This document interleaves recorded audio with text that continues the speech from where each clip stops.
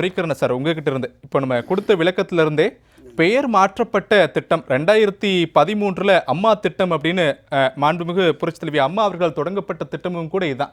மக்களுடைய இடத்திற்கே நேரடியாக சென்று அவருடைய குறைகளை கேட்டறிந்து உடனடியாக நிவர்த்தி செய்யக்கூடிய வகையில் 2013க்கு அப்புறம் 2023 ஸ்டாலின் அதே திட்டத்தை காப்பி அடிச்சு பண்ணியிருந்தார். இப்போ 2 வருஷம் இடைவெளிக்கு அப்புறம் மீண்டும் பெயர் மாற்றம் செய்து இந்த திட்டத்தை மீண்டும் தமிழ்நாட்டில் செயல்படுத்த தொடங்கி இருக்கிறாங்க. நோக்கம் என்னவாக இருக்குன்னு நீங்க நினைக்கிறீங்க? திராவிட முன்னேற்ற கழகத்தை பொறுத்தளவில் மீண்டும் 2026ஆம் ஆண்டிலும் வெற்றி பெற்று ஆட்சி அதிகாரத்திற்கு வந்துவிடும் என்கிற அந்த ஒரே குறிக்கோளோடு தான் அவங்க களத்தில் இப்போ பணியாற்றி வருகிறார்கள். நீங்கள் இன்னொரு நோக்கம் என்னன்னு கேட்டிங்கன்னா, 1977, 80, 84 இந்த 3 காலகட்டங்களில் நடைபெற்ற தமிழக சட்டப்பேரவை தேர்தலில் புரட்சித் தலைவர் எம்ஜிஆர் அவர்கள் ஒரு தொடர் வெற்றியை பெற்றார். மரியாதைக்குரிய மறைந்த முன்னாள் முதலமைச்சர் அம்மா செல்வி ஜெயலலிதா அவர்களும் 2011 தொடர் வெற்றியாக 32 ஆண்டுகளுக்கு பிறகு ஒரு தொடர் வெற்றியை 2016ஆம் ஆண்டு பெற்றுக் கொடுத்து விட்டார். திராவிட முன்னேற்ற கழகம் 6 முறை ஆட்சியில் இருந்தாலும் கூட அவர்களுக்கு தொடர் வெற்றி சாத்தியப்படவே இல்லை. அடுத்தடுத்து திமுக அதிமுக என்று மாறி மாறி ஆட்சி அதிகாரத்திற்கு வந்ததுனால இந்த தேர்தலில் ஒரு தொடர் வெற்றியை சாத்தியப்படுத்தி விட வேண்டும் என்கிற நோக்கத்தில் தான் களமிறங்கியிருக்கிறாங்க. 2024 நடைபெற்ற நாடாளுமன்ற பொது தேர்தலில் 40க்கு 40 ஒரு 100% வெற்றி என்று வந்தவுடனே ஒரு வார காலத்திலேயே திமுக தலைவரும் முதலமைச்சருமான ஸ்டாலின் எதிர்வரும் 2026லையும் 200+ அப்படின்னு 200+ங்கிற மாதிரி கொண்டு போய் வெல்வோம் 200 படைப்போம் வரலாறு அப்படின்னு விதவிதமாக ஸ்லோகங்களை எழுதி அதற்கான பணிகளில் ஈடுபட்டாங்க. ஒரு கட்டத்தில் பார்த்தீங்கன்னா கடந்த 2 வாரங்களுக்கு முன்பு ஒரு கூட்டத்தில் பேசுகிற போது நான் 200+ அப்படின்னு தான் சொல்லியிருந்தேன், ஆனால் எனக்கு மக்களிடையே இருக்கிற வரவேற்பை பார்த்தா ரொம்ப பிரமிப்பாக இருக்குது, 234 தொகுதிகள்லையும் நாங்கள் வெற்றி பெற்றாலும் ஆச்சரியப்படுறதுக்கு இல்லைங்கிறார். இன்னொரு புறம் ஒரு அமைச்சர் சொல்கிறாரு, நாங்கள் 200+ன்னு சொல்கிறத தாவேக ஆட்கள் இருமாப்புன்னு பேசுகிறாங்க, கூடுதல் இருமாப்போட சொல்கிறேன், இந்த தேர்தலில் 2026 தேர்தலில் 234 தொகுதிகளையும் திமுக கைப்பற்றும்னார். இந்த 234 தொகுதிகளிலும் திமுக வெற்றி பெறும்னு சொல்லலை, கைப்பற்றுங்கிறார். அப்போ கைப்பற்றுவதற்கான களப்படிகளை இறங்கிட்டாங்கிறத நம்ம இதிலெல்லாம் பார்க்குறோம். ஒவ்வொரு முறையும் ஒவ்வொரு தலைப்புகளை வைத்து நீங்கள் குறிப்பிட்டது மாதிரி மரியாதைக்குரிய செல்வி ஜெயலலிதா அவர்கள் மக்களை தேடி அதிகாரிகள் அரசு அப்படிங்கிற மாதிரி சென்னையில் பார்த்தோம். ஆமாம், அந்த அம்மா திட்டம்.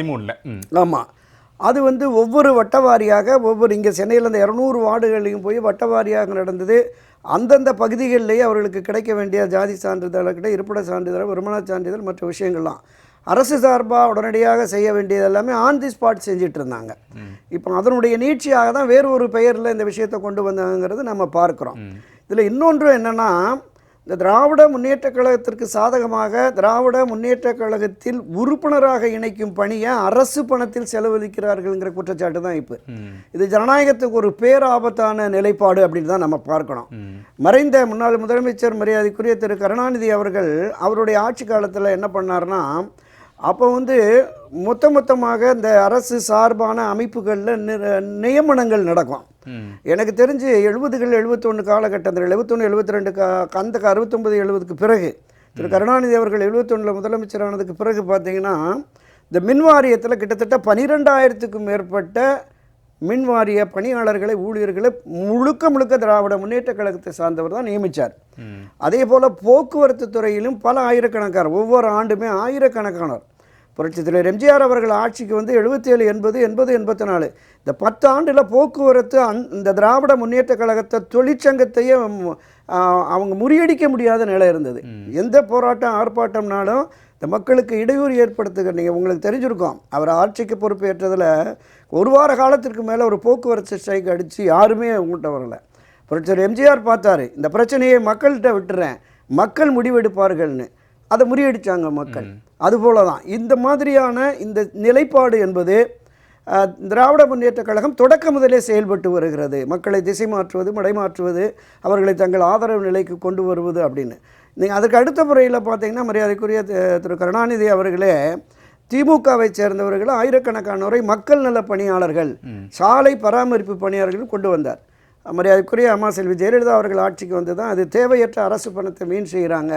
கட்சிக்காரன் அவன் போய் மரத்தடியில் போய் படுத்துக்கிட்டு வந்து அவன் பாட்டில் சம்பளத்தை வாங்கிட்டு போயிட்டுருக்கான், இது தேவையில்லைன்னு போய் கோர்ட்டு வரைக்கும் போய் பெரிய பிரச்சனைகள்லாம் ஆனது. எனவே தொடர்ந்து திராவிட முன்னேற்றக் கழக அரசு இந்த நிலைப்பாட்டை மக்கள் விரோத போக்கை எடுக்கிறது. தங்களுக்கு ஆதரவாக பொதுமக்களை வீடு வீடாக போய் போன உடனே அதை ஒட்டி நீங்கள் காட்டினீங்கள, அதை போய் சவுத்தில் ஒட்டிடுறாங்க. ஐயா ஸ்டாலின் ஐயா கொண்டு வர இந்த திட்டங்கள் பூரா உங்களுக்காக தான். ஒரு 36 சேவைகள், 16 துறையில் 36 சேவைகள். இந்த 36 சேவைகளும் உங்களுக்கு எளிதாக கிடைக்கணும்னா நீங்கள் இதில் வாங்க, இந்த ஒன்றிணைவுல வாங்க. அந்த வீடியோக்கள் நம்ம பார்த்தோம். அது எப்படி? ஆமாம் ஆமாம். இப்படி ஒன்றிணைவும் வாருங்கள் என்று மக்களை இவர்கள் திரட்டுகிறார். இதே நேரத்தில் இந்த அரசுக்கு எதிராக பல்வேறு அமைப்புகளும் சங்கங்களும் அரசு நிறுவனங்களும் ஒன்றிணைந்து போராட்ட களத்துக்கு வந்துடுச்சு. சரி, நம்ம பார்க்குறோம் பல போராட்டங்கள். அரசு ஊழியர்கள், ஆசிரியர்கள், மருத்துவர்கள், செவிலியர்கள், மின்வாரிய ஊழியர்கள், போக்குவரத்து ஊழியர்கள், பார்வையற்ற மாற்றுத்திறனாளிகள் உட்பட பலரும் போராட்ட களத்திற்கு வந்து இந்த ஆட்சியை அகற்ற வேண்டும் என்கிற நிலைப்பாட்டில் இருப்பதால் தங்களை தக்க வைத்துக் கொள்வதற்காக திராவிட முன்னேற்ற கழகம் இந்த அணுகுமுறையை கடைபிடித்திருக்கு என்பது என்னுடைய முதற்கட்ட பார்வை. சரி, ஓகே. துரைக்கருணா சார், ஒரு பக்கம் தமிழ்நாட்டில் பொருளாதாரம் இல்லை, பொருளாதாரத்தை ஈட்டுவதற்கான முயற்சிகளும் இல்லை. இன்னொரு பக்கம் சட்டம் ஒழுங்கு சரியில்லை, சட்டம் ஒழுங்கு சரி செய்வதற்கான காவல்துறை போதிய நடவடிக்கை இல்லை.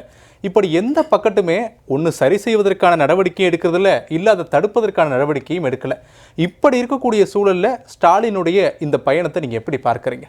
உங்களோட ஸ்டாலின் மக்கள் கூட தான் இருக்கேன், மக்கள் தான் பாதிப்பே படைகிறாங்க, ஆனால் திருப்பி நான் உங்கள் கூட தான் இருக்கேன்றப்போ அது ஒரு பெரிய கேள்வி எழுப்புது இல்லையா? யார் கூடங்க நீங்கள் இருக்கிறீங்க உண்மையிலே அப்படின்னு உங்களுடைய பதில்? மரியாதைக்குரிய முதலமைச்சர் ஸ்டாலின் அவர்கள் எதிர்க்கட்சி தலைவராக இருக்கிற போது ஒரு மிகப்பெரிய அளவில் பீகாரிலிருந்து ஒரு வியூக வகுப்பாளர் ஒரு 300-400 கோடி ரூபாய் கொண்டு வந்து கொடுத்து இங்கே ஒரு வியூகங்களை வகுத்து ஸ்டாலின் தான் வராரு, விடியல் தர போகிறாரு அப்படின்னு ஒரு ஹோர்டிங்ஸ் வச்சு தமிழ்நாடு பூரா மூளை முடுக்கெல்லாம் பெட்டி கடை, டீ கடை எல்லா இடங்கள்லையும் வச்சு இந்த 505 வாக்குறுதிகளை கொடுத்து மக்களை ஏமாற்றி தான் இந்த அரசு வந்தது அப்படிங்கிறதான் எல்லோருடைய பார்வையாகவும் இருக்கிறது. அதில் உண்மையும் கூட. உங்களுடன் ஸ்டாலின் அப்படின்னு இப்போ வர்றாரு. இப்போ இது வரைக்கும் யாரோட அவர் இருந்தாருங்கிற கேள்வியும் பொது வெளிகளில் இருக்க தவிர்க்க முடியல. இப்போ நீங்கள் சுதந்திரத்திற்கு பிறகு பிறந்தவர் காமராஜர், பெரியவர் பக்தவச்சலம், பேரறிஞர் அண்ணா, அதுக்கு அடுத்து புரட்சித் தலைவர் எம்ஜிஆர், செல்வி ஜெயலலிதா ஆகியோர் எல்லாமே முதலமைச்சராக இருக்கிற போது அந்த முதலமைச்சரை முன்னிலைப்படுத்தி எந்த திட்டமும் பெரிய அளவில் வந்ததை பார்த்ததில்லை. திரு கருணாநிதி அவர்கள் ஆட்சி காலத்தில் தான் அப்போ ஒரு பெரிய விமர்சனம் இருந்தது. நெல்லுக்கும் புல்லுக்கும் கூட தன் பெயர் குடும்ப பெயரை வைக்கிறாரு. கருணான்னு ஒரு நெல், புது ரக நெல் அறிமுகம். ஒரு பாசி பயிருக்கு அஞ்சுகம் பாசி பயிர்னு பேர் சூட்டினாங்க. அதெல்லாம் பழைய வரலாறு இருக்குது. அதை தொடர்ந்து அவர் கொண்டு வந்த அந்த காலத்தில் கலைஞர் கண்ணொளி வழங்கும் திட்டம், கலைஞர் பிச்சைக்காரர்கள் மறுவாழ்வு திட்டம், கலைஞர் தொழுநோய் ஒழிப்பு திட்டம், இப்படி பல திட்டங்கள். இப்போ அண்மையில் கூட கலைஞர் காப்பீட்டு திட்டம்னு கடந்த ஆட்சியில் கூட கொண்டு வந்தாங்க. இப்போ அதே பாணியில் முதலமைச்சர் ஸ்டாலினை முன்னிலைப்படுத்திய ஒவ்வொரு திட்டத்தையும் கொண்டு வந்து மக்களுடைய அந்த அவங்களுடைய எண்ணங்களை, அவர்களுடைய எதிர்பார்ப்புகளை திசை மாற்றி மடை மாற்றி ஒரு விளம்பர அரசாக இந்த அரசு. நீங்கள் எங்கே போய் பாருங்கள், பஸ் ஸ்டாண்டுகளில், வெளியில், கிராமப்பகுதிகளில் கூட அந்த குழந்தைகளோட சாப்பிட்ற போது காலை உணவு திட்டம்னு போட்டு அந்த உணவு திட்டத்துக்கு செலவு பண்ணுறதை விடவும் இந்த விளம்பரத்துக்கு அதிகமாக செலவு பண்ணுறாங்க அப்படிங்கிறத பார்க்குறோம். இப்போ அந்த காலகட்டத்திலே கூட பார்த்தீங்கன்னா அந்த லஞ்ச ஊழல் என்பது ஊழலுக்காக ஒரு அரசு கலைக்கப்பட்டதுன்னா திராவிட முன்னேற்ற கழக அரசு தான். 1973-72 காலகட்டங்களில் மரியாதைக்குரிய புரட்சித் தலைவர் எம்ஜிஆர் அவர்களும் பெரியவர் பொதுவுடைமை கட்சி தலைவர் கல்யாண சுந்தரமும் ஒரு 58 குற்றச்சாட்டுகளை கொண்டு போய் கொடுத்தாங்க டெல்லியில். அதில் ஒரு 28 குற்றச்சாட்டுகளுக்கு ஆதாரம் இருக்கிறதுன்னு தான் சர்க்காரியா கமிஷனை போட்டு விசாரணை நடந்தது. 1977 பிப்ரவரியில் சர்க்காரியா கமிஷன் போட்டு இங்கே தான் நம்ம மல்லிகை இல்லம்னு சொல்லி அடையாறில் தான் போட்டது. கிட்டத்தட்ட அந்த சர்க்காரியா நீதிபதி தலைமையிலான குழுவில் வந்த சாட்சியங்கள்லாம் பல ஆயிரக்கணக்கான 13,000 பக்கங்கள் அந்த சாட்சியங்கள் இருந்தது. அதே தினம் இந்த பூச்சி மருந்து ஊழல், கோதுமை பேர ஊழல், இது எல்லாமே நிரூபிக்கப்பட்டதாக தான் அந்த இதில் முதல் அறிக்கையில் வந்தது. ஆனால் அதை அப்படியே மடைமாற்றம் செய்து மத்திய ஆட்சி கட்சியில் யார் வருகிறார்களோ அவர்களை பிடித்து இது வந்து அரசியல் ரீதியான குற்றச்சாட்டு. ஏன்னா அந்த விசாரணை கமிஷன் அமைத்தது திருமதி இந்திரா காந்தி அவர்கள் மத்திய அரசில் இருக்கிற போது. எனவே அவர்களுக்கு இந்த மாதிரி சரண்டர் ஆகி அந்த விஷயங்கள்லாம் எடுத்துகிட்டு வந்துட்டார். இப்போது இந்த சூழலில் அந்த லஞ்ச ஊழலின் நீட்சியாக தான் இப்போ பார்க்குறோம். அண்ணா திராவிட முன்னேற்ற கழக ஆட்சி வந்து கலெக்ஷன் கமிஷன் கரப்ஷன் போயிடுச்சு. நாங்கள் ஆட்சி அதிகாரத்திற்கு வந்த 6 மாத காலத்திற்குள்ள தனி நீதிமன்றங்களை அமைத்து எல்லாத்தையும் கண்டுபிடிச்சு தவறு செய்தவர்களை சிறையில் தள்ளி சொத்துக்களை பறிமுதல் செய்து அரசு கசானாவுக்கு கொண்டு வருவோம் அப்படின்னு ஒரு வாக்குறுதியை கொடுத்தார்.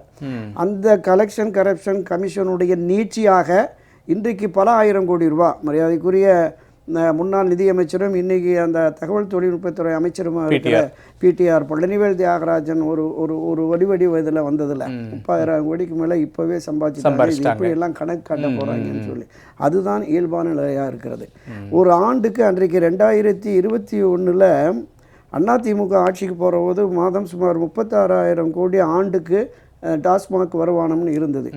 இங்கே வந்து செந்தில் பாலாஜி வந்ததுக்கு பின்னாடி 50,000 கோடின்னு சொல்லிட்டு ஒரு இலக்கை நிர்ணயிச்சு அதிகமாக விற்பனை செய்கிற மாவட்ட நிர்வாகத்திற்கு பரிசு அறிவிச்சு அப்படியெல்லாம் அறிவிச்சு அது சரி இதுதான் பரவாயில்ல அரசுக்கு வருமானம் ஏதோ ஒரு திட்டங்கள் மக்கள் நல திட்டங்களை செய்கிறாங்கன்னா இதை விட 2 மடங்கு பல 1000 கோடி திசை மாற்றப்படுகிறது, மடைமாற்றப்படுகிறது. அங்கே அந்த போலி மது போலி பில்லு போடுறது, மதுக்கடைகளை இல்லீகல் பார் அரசு அனுமதி இல்லாத பார்கள் அனுமதிக்கிறது, அங்கே 2 மடங்கு விற்பனை, பாட்டிலுக்கு 10 ரூபான்னு சொல்லிட்டு இந்த திராவிட முன்னேற்ற கழகம் 10 ஆண்டுகள் ஆட்சி அதிகாரத்திலே இல்லை. இந்த காஞ்சமாடு கம்புல பூந்த கணக்குன்னு ஒரு கிராம பழமொழி இருக்குது. அது மாதிரியாக வந்து இன்னும் பல தேர்தல்களுக்கு நாம் நிதியை சேர்த்து கொள்ள வேண்டும் என்கிற அடிப்படையில் தான் மிக மிக மிக தீவிரமாக இந்த பணியில் ஈடுபட்டிருக்காங்க. இதற்கு குரல் கொடுக்க வேண்டிய எதிர்த்து குரல் கொடுக்க வேண்டிய பொது உடைமை கட்சி தேசிய கட்சி காங்கிரஸ் உள்ளிட்ட திராவிட முன்னேற்ற கழகத்திலே அணி சேர்ந்திருக்கிற அந்த அரசியல் கட்சிகள் வாய்மூடி மௌனிகளாக இருக்கிறார். அங்கங்க தொழிற்சங்கங்கள் ஏதோ குரல் கொடுக்குறாங்களே தவிர பிரதான கட்சி எதையுமே செய்யல. அவங்க இந்த சீட்டுக்கும் நோட்டுக்கும் பேரம் பேசுறதே தங்களுடைய பிரதான கொள்கை நோக்கம் என்கிற அடிப்படையில் போகிறது தான் வேதனையாக இருக்குது. இப்போ இந்த சூழல் மாற வேண்டும் என்றால் ஆட்சி மாற்றத்தை கொண்டு வரக்கூடிய தகுதி படைத்த அனைத்து இந்திய அண்ணா திராவிட முன்னேற்ற கழகம் இந்த என்டி அணி இது ஒரு வலுவான கட்டமைப்போடு இப்போ திராவிட முன்னேற்ற கழகம் கடந்த 19 தொடர்ந்து தன்னுடைய கட்சி அவங்கள வச்சுருக்காங்க, நிரந்தரமாக வச்சுருக்காங்க. அப்போ அதற்கு எதிராக ஒரு வலுவான ஒன்றுபட்ட அனைத்து இந்திய அண்ணா திராவிட முன்னேற்ற கழகம் இந்த விலக்கி வைக்கப்பட்டவர்கள் விலகிச் சென்றவர்கள் அதிருப்தி இருப்பவர்கள் அனைவரையும் ஒருங்கிணைத்தால் தமிழகத்தினுடைய ஆகப்பெரிய கட்சி அதிமுக தான். அது என்டிஏ அணியோட அணி சேருகிற பொழுது நிச்சயமாக ஆட்சி மாற்றத்தை கொண்டு வர வேண்டும். பிரதான எதிர்க்கட்சிக்கு அதற்கான பொறுப்பும் கடமையும் இருக்கிறது. அதை உணர்ந்து செயல்பட வேண்டும். இந்த பணியில் ஈடுபடுகிற மரியாதைக்குரிய திருமதி வி.கே. சசிகலா அவர்கள் திரு ஓபிஎஸ் அவர்களுடைய அந்த எண்ணமும் ஈடேறி கட்சி ஒன்றுபட்டால் மட்டுமே திமுக வீழ்த்த முடியும். அப்படி இல்லை என்கிற போது மீண்டும் திராவிட முன்னேற்ற கழகம் ஆட்சிக்கு வருமே என்றால் ஒரு மிகப்பெரிய பின்னடைவை சரிவை கட்சியும் சந்திக்கும், மக்களும் ஒரு பெரிய இன்னல்களுக்கு ஆளாக்கப்படுவார்கள். அதை உணர்ந்து செயல்பட போகிறார்களா பிரதான எதிர்க்கட்சி? சரி, நம்ம தொடர்ந்து பேசலாம்.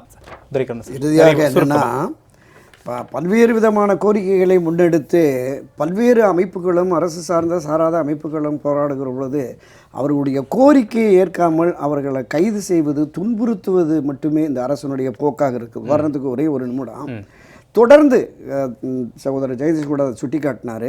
இந்த மருத்துவர்கள் 4 ஆண்டுகளாக போராடி வருகிறார்கள். கொரோனா காலத்தில் உயிரிழந்த டாக்டர் நித்யானந்தனுடைய மனைவிக்கு ஒரு கருணை அடிப்படையில் அது பட்டதாரி பெண் அவங்களுக்கு வேலை கொடுங்கங்கிறாங்க, கொடுக்கல. முன்னாள் முதலமைச்சர் மறைந்த திரு கருணாநிதி அரசாணை 354 போட்டு எங்களுக்கு நல்லது செய்கிறேன்னு சொன்னார். உங்கள் அப்பா போட்ட அந்த ஜீவோவாவது நிறைவேற்றி வாக்கு கொடுங்க. பல மாநிலங்களில் வாங்குற அந்த மருத்துவர்கள் வாங்குற அரசு மருத்துவர்கள் வாங்குற ஊதியத்தில் பாதிக்கு கீழே தான் எங்களுக்கு கிடைக்குது அப்படின்னு போராடி வருகிறார்கள். இந்த மாற்றாந்தாய் மனப்பான்மையுடைய உயிர்காக்கும் மருத்துவர்களுக்கு கூட இவங்க உதவலைங்கிற அந்த குற்றச்சாட்டு இருக்கிறது. ஒரே வரியில் இந்த ஜாக்டோ ஜியோ சொன்னாங்க, அந்த அமைப்பினர் ஒரு தீர்மானம் போட்டிருக்காங்க. எதிர்க்கட்சியாக திரு ஸ்டாலின் அவர் இருக்கும்போது எங்களுக்கு ஆதரவாக அனுசரணையாக இருந்தார், எனவே அவரை வரும் தேர்தலில் எதிர்க்கட்சி தலைவர் ஆக்குவோம் என்று ஒரு தீர்மானத்தை போட்டிருக்காங்க. அது நடக்கும்னு பார்ப்போம்.